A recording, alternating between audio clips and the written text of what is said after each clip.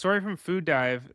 This one, I'm not a big matcha tea drinker, so this one is kind of covering a blind spot, and I like to cover blind spots when I do these shows. So, and this may be a blind spot for some people, but being in the food industry, their latest story is a matcha shortage is coming for social media's obsession. TikTok has helped propel the green tea powder into the next big functional ingredient, but the explosive demand is straining supply and fueling a rise of online scalpers. I kind of chuckled to myself, Justin, when I saw this because generally, but for the audience that doesn't know, I'm very big into sports cards. Started during the COVID pandemic.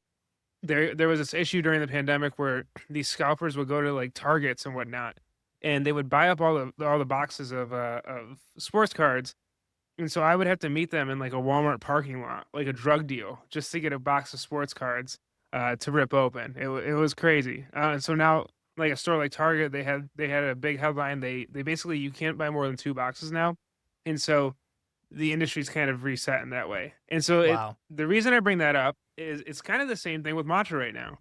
So the Food Dive shares on their end that basically the matcha market generated $478.8 million in 2024 and is projected to reach $762.6 million by 2030. That's almost twice the amount.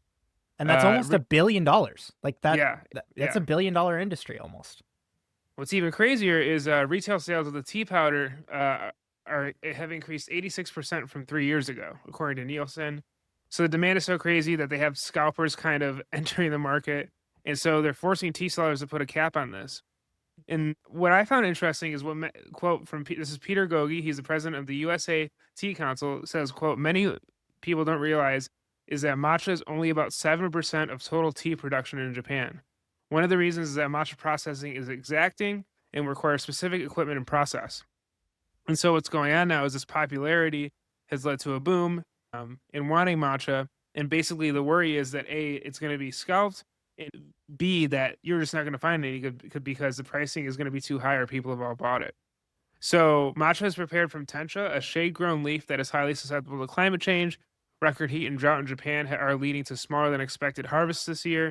So you pair that with the consumer demand, and it's crazy. Tencha trading prices in Kyoto increased 265% between 2024 and 2025, citing data from JA Kyoto. And then there's a tariff on them as well, which is also increasing prices. It's like a 15% tariff. So all this to say is you have lower supply, extremely high demand, you have scalpers and all this stuff going on. And so basically what's happening now is many farmers are having to produce other teas to kind of, share the load of their missing matcha. But in the same time, the supply chains are really strained. So there is a world in the future where matcha is going to be something that we're not able to get. And there's also just this idea that these TikTok trends that seem to consume consumers are really like driving and changing many industries. There's a quote here from Gogi that says there's a lot of TikTok people that will say matcha is the greatest thing for you. It's a bit of a hype. It is good for you, but it's not any better for you than drinking green tea or black tea. So just this idea for me that like A, matcha could be having a shortage, but B, the influence of TikTok, of trends, of social media, and just extreme demand in an all-encompassing consumer economy is drastically impacting like like things you wouldn't even consider. And I think it's just a wild look at how social media is really driving markets in the food world. So your thoughts? I don't exactly have thoughts. I have just a funny matcha story to maybe share is that there's a very early episode of the podcast where I interviewed Sari Kawano from Korin. And most don't know this. I never actually published this, but after that interview in the Korin showroom, this chef named Michael Romano, who was the original chef of Union Square Cafe, Yeah. was there, and he was watching the interview, and he's a big, he has a great relationship with Korin, and he is a huge matcha latte fan.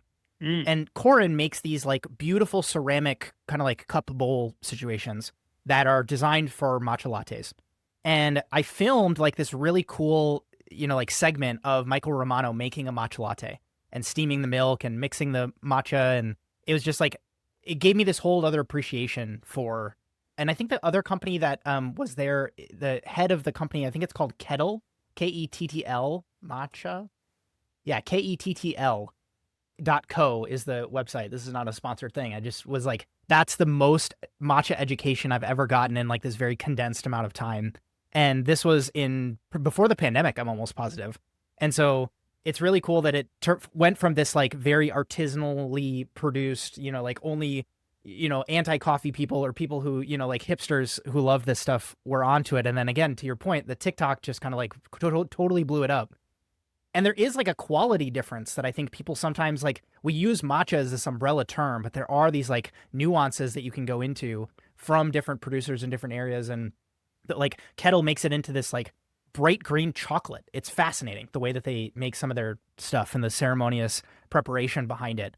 And so I'm not a matcha drinker. I drink tea on the off chance that I just want to change up in my normal routine, but I'm normally a single origin coffee guy.